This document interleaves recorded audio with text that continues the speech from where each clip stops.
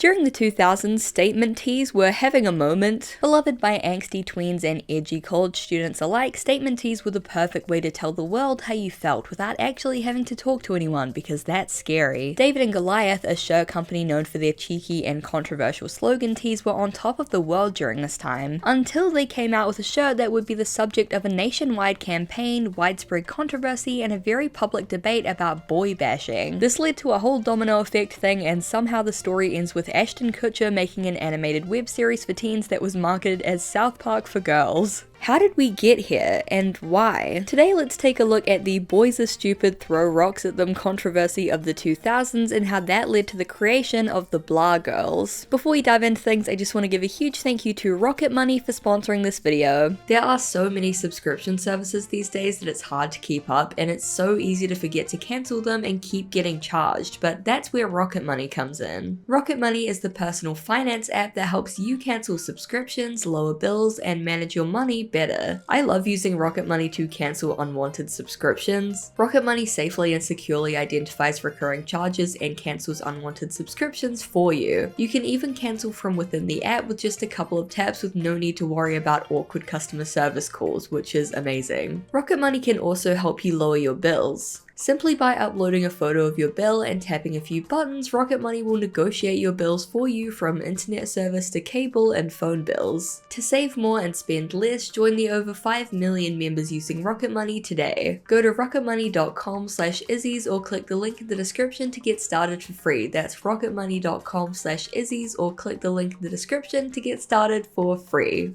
A huge thank you to Rocket Money for sponsoring this video, and now let's get back into things. To understand the blah girls and how it came to be, we need to go all the way back to the early 2000s when a man called Todd Harris Goldman launched a t-shirt company out of Florida called David and Goliath. The shirts were cheeky, silly, and often provocative with the sort of 2010s era Justice look. They featured childlike doodles and cute characters, often accompanied by abrasive, suggestive, and sometimes offensive slogans. A 2004 article in the Washington Post describes David and Goliath shirts as trending towards the dark and sarcastic. They mock blondes, smokers, Asians, vegetarians, prissy girls, sullen teenagers, cats, and ex-boyfriends, among others. About 25 styles are rated R. Most of the D&G catalog were perfectly innocent and sweet pieces that would look right at home in the kids section of a clothing store, which makes their more adult designs feel all the more jarring and shocking. One line called Little Losers featured a variety of different female characters, such as Miss Good Time, Miss Floozy, Miss Wet Dream, Miss Slut, Miss PMS, Miss Trophy Wife, and Miss Fetish. And look, these shirts are tacky for sure, but they're not really hurting anyone. However, many D&G designs cross the line from off-color and a little bit tacky to straight up offensive and disgusting. No means no. Well, maybe if I'm drunk. Miss Anorexic, and all of these extremely racist designs that I don't even want to read out because they're racist. Yeah, for some reason D&G thought that anti-Asian racism was really cool and trendy, and that theme carries throughout a lot of their shirts, which makes the trashy quirkiness of their other shirts kind of lose their luster. Despite these shocking and offensive shirts that David and Goliath produced, it would be an unexpected and relatively tame design that would end up landing them in hot water. One of their most recognizable and popular characters was Trendy Wendy, a simple stick figure who was often paired with sassy and bold slogans like "Guy Magnet," "I understand, I just don't care," "I'm too pretty to do math," and "It's all about me," just to name a few. This genre of like tween attitude shirts was really popular in the 2000s, as was the anti-boy sentiment that a lot of them expressed. Trendy Wendy was often paired with a boy stick figure so she could hashtag dunk on him with designs like "Please don't feed the boys," "Boys lie, poke 'em in the eye," and most famously,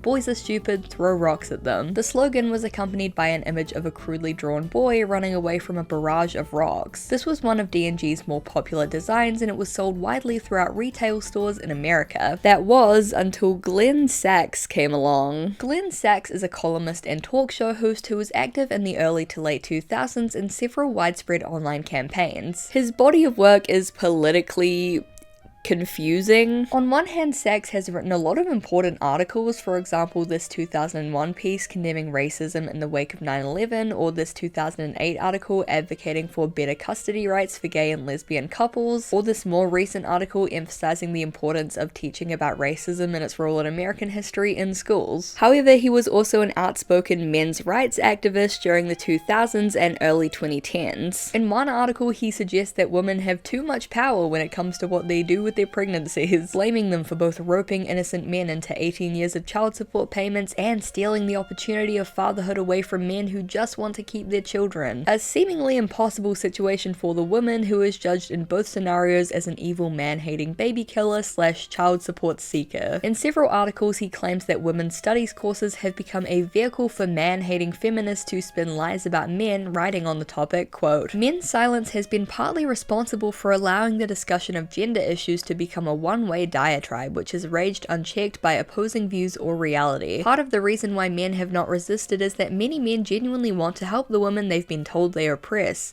Many others are simply chivalrous and, after thousands of years of being conditioned to protect women, have little desire to battle or even criticize them." Okay, you get the point now, the dude's a meninist. And I'm not boring you with the politics of Glenn Sachs circa early 2000s for no reason, because these beliefs are what led him to launch his first big online campaign against David and Goliath. During 2003 to 2004, Glenn Sachs was very outspoken about David and Goliath's "boys are stupid, throw rocks at them" line of shirts, which his young son pointed out one day when they were shopping. He claimed that the shirts were boy-bashing and encouraging violence towards young boys, writing, quote, "Boys suffer from having few men in their lives. Modern schools, particularly at the elementary level, are often devoid of men except perhaps the janitor and the maintenance crew. And there are more boys growing up in fatherless homes than ever before. Add to all these problems a boy-bashing preteen and teen culture, where clothing which insults and taunts boys is seen as acceptable and funny, and it's natural that many boys feel the deck is stacked against them." Sachs' campaign against David and Goliath got massive media attention, with countless newspaper articles, online discussion, and coverage by major news outlets such as MSNBC, Fox News, Forbes, Time magazine, and more. Sachs' campaign got a huge amount of support from parents and teachers, as well as fellow men's rights activists and even some feminist voices. Columnist Kathleen Parker wrote, "Male bashing has become the great bonding agent against women. Women get together in groups and bash men. There is a trickle-down effect, so that boy bashing is even acceptable in some circles." The t-shirts came out a couple years ago that little girls were wearing that said things like "boys are stupid, throw rocks at them." You can well imagine what would happen if we had boys wearing t-shirts with slogans that were anti-girl. We simply wouldn't tolerate it. Others rolled their eyes at Glenn Sachs' antics, claiming that there were more important issues to be focusing on. Helen Greco of the National Organization for Women responded, quote, "No, I don't think the shirts are cute, but I spend every day on life and death issues and don't have time for t-shirt campaigns." She went on to state that while a men's rights movement in the US was needed, she didn't think Sachs should be the one doing it, calling him a woman-bashing backlash shock jock radio host. This controversy was widespread and its impacts were far-reaching. Nearly 3,500 retail outlets nationwide decided to pull the shirts after receiving backlash, including large chains like Tilly's and Claire's. Interestingly, Goldman and Sachs actually duked it out in a debate on CNBC in February of 2004. I couldn't find any footage of this, but thankfully mensnewsdaily.com had coverage of the debate on their site.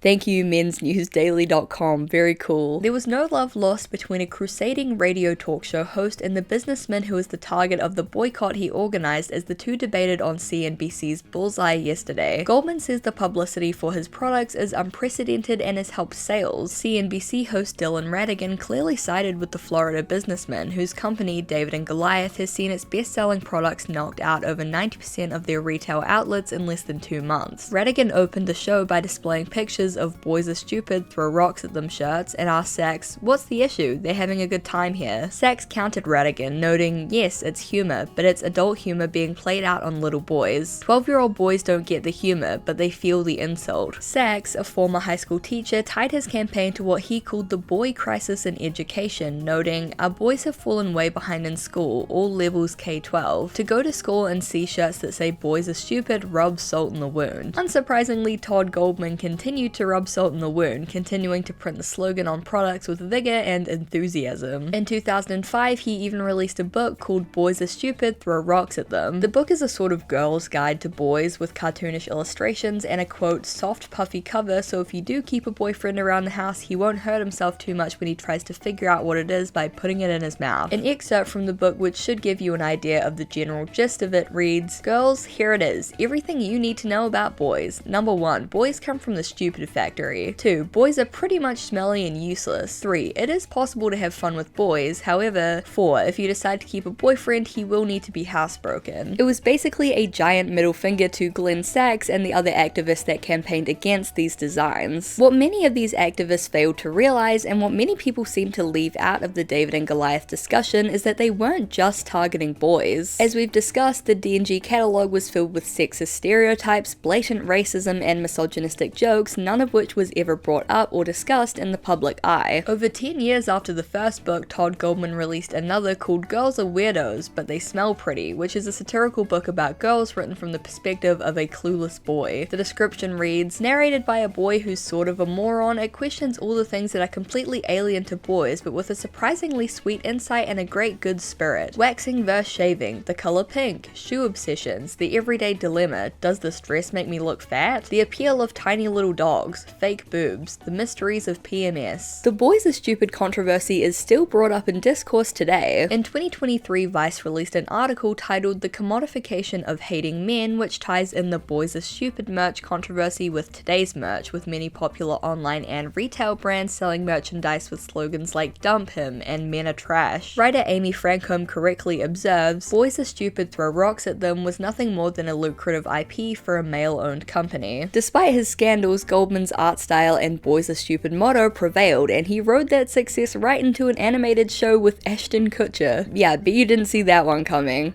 Actually, you probably did, considering the title and the thumbnail and everything, but, you know, let's just pretend you didn't know that already. In 2008, a few years after the Boys Are Stupid controversy, Todd Harris Goldman partnered with Ashton Kutcher to create an animated web series called The Blah Girls about 3 teen girls obsessed with pop culture and celebrities. And if this seems like a random twist, you know, Ashton Kutcher just suddenly getting involved in the story, that's what I thought too, but it does make sense. Kutcher had his own production company called Catalyst Media with a K because it's cool, and they produced shows like Punk'd and Beauty and the Geek. They were tapping into that sort of edgy teen audience of the 2000s, so when Goldman pitched Blah Girls, which he referred to as South Park for girls, they jumped at the opportunity. The Insider, a celebrity news and gossip network, also partnered with the show, airing it 2 nights a week and hooking them up with advertisers like vitamin water, which was heavily plugged throughout the show.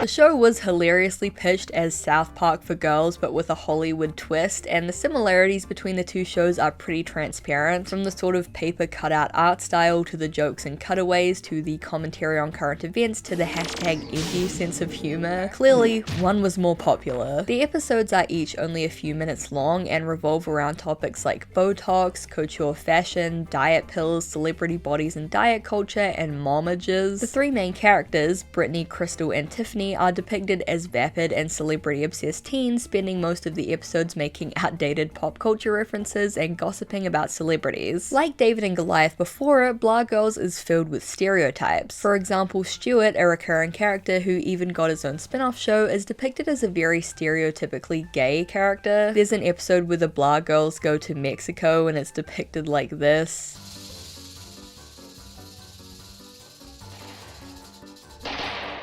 The 3 teen girls are of course shown to be vain, dumb, and celebrity obsessed, and I think it's kind of sus that the one black character in the main cast has these large red lips when all of the other characters just have small lines for mouths, especially given some of Todd Goldman's previous designs. There's also this. And that's Tiffany, my token black friend.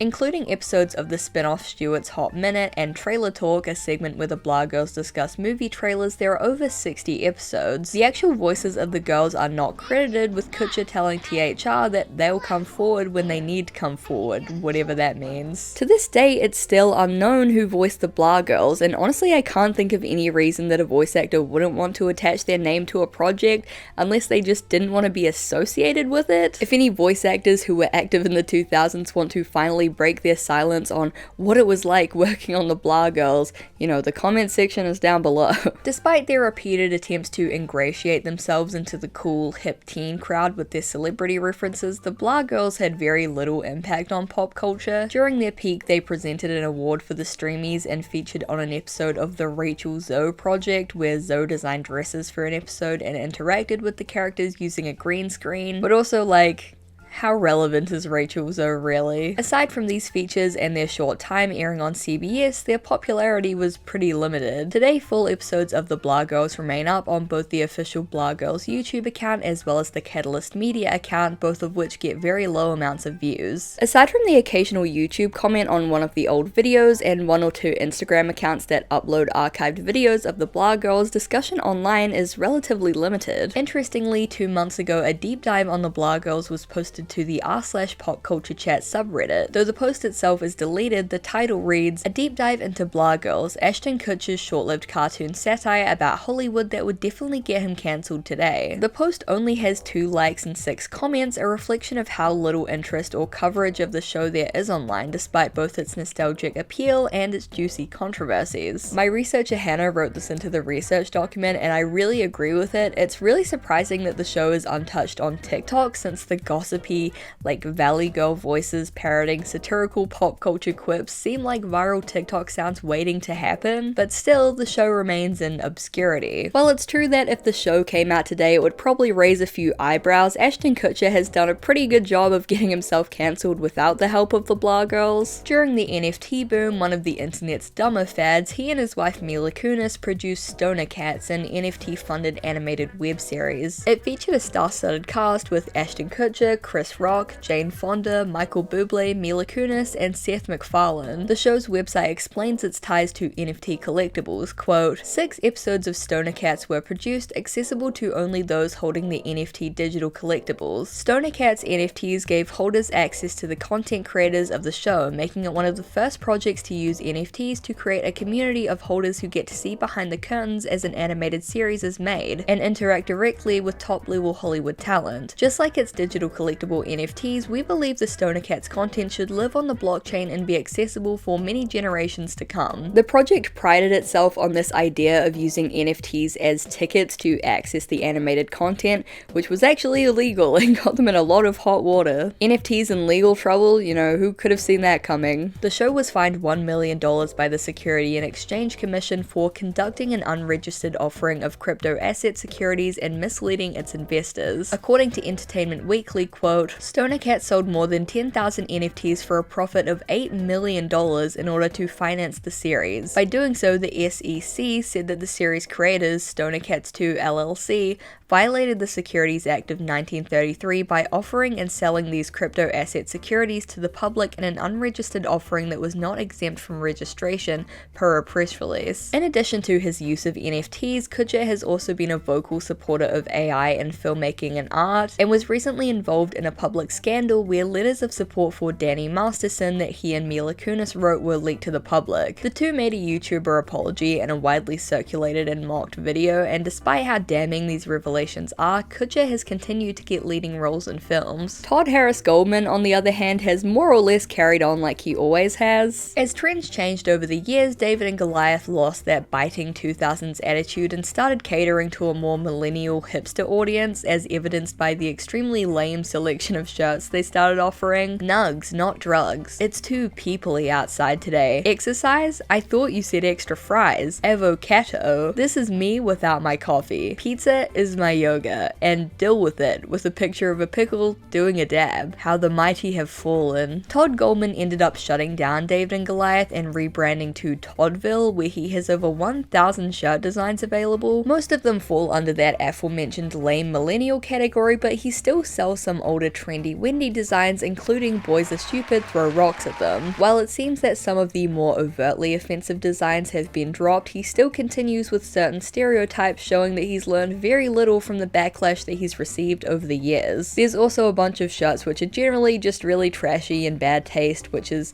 unsurprising and at this point kind of Goldman's specialty. If you want my opinion on this whole thing, I think the Blah Girls is a pretty lame piece of media. It tries to be shocking and edgy, but is too scared to say anything actually controversial. It tries to have social commentary and satire, but it's not clever or funny enough to pull it off. And it caters to a vapid, drooling, celebrity-obsessed teen demographic that I don't think exists outside of Todd Goldman's mind. And I don't want to hear the whole, oh, it's satire thing, because firstly, in my opinion, it's not very good satire, and secondly, just because something's satirical doesn't mean that it's exempt from criticism. It feels like a show written about girls by men who don't respect them, and the same goes for Toddville and David and Goliath. Making edgy I hate boys shirts is one thing, but building an empire off of blatantly racist and sexist shirt designs is another. Some of those early David and Goliath designs are pretty unforgivable, and it goes way beyond just the brand being a product of its time. When I was scrolling through the Toddville website, I kept thinking about how weird and fascinating this whole rabbit hole is. If I was looking at the site out of context, I'd just see another mass-produced internet pun and slogan tea site without knowing the insane backstory behind all of it. And hey,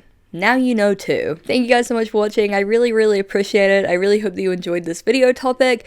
My researcher Hannah brought it up to me because she used to own one of the Boys Are Stupid, Throw Rocks at Them books, and oh my god, her look into this topic was so interesting. I loved like diving deep into it, taking a look at the David and Goliath catalog. Oh my god, it's such a rabbit hole, and I feel like no one talks about it. Until my researcher brought it up to me, I had no idea what David and Goliath or, you know, Boys Are Stupid, Throw Rocks at Them even was. I never heard of it, and seeing its impact online and how popular it was during the 2000s, like how much of a staple it was, and also how far it's fallen into being like millennial trash, is so interesting to me, and I really hope that you guys enjoyed hearing about it. Again, thank you so much for watching. If you have any suggestions for future videos in the future, if you have any suggestions for videos that you want me to cover in the future, do let me know. And yeah, thank you so much for watching, and I really hope to see you in the next one. Bye! A huge, giant, epic, massive thank you to my Garfield overlords over on Patreon. A riddle wrapped in an enigma hidden by a question mark, Astrium Vortex, Blue Mayfeld, Bunzo, Dana Homegardener, Doug, Dr. Worm, Dozo Blint, Helm Hamburger Hand, Hazy, Jar the Bar, Jesse Chisholm, Jet Secret, Katrina Likes 5e Stuff, Kia J. Parker, Matt LRJ, Meridia, Michelle Olsen, Oliver Brains, Prize from Traveling Tavern, Sheriff Whiskey, Simon, Sophie H, Vivian Valencia, Xavier Araujo, and Zoe Mars. Thank you guys so much for supporting me. It means the world. If you want to join these guys over on Patreon, the link will be in the description. And yeah, thank you so much for watching. I really appreciate it, and I really hope to see you in the next one. Bye!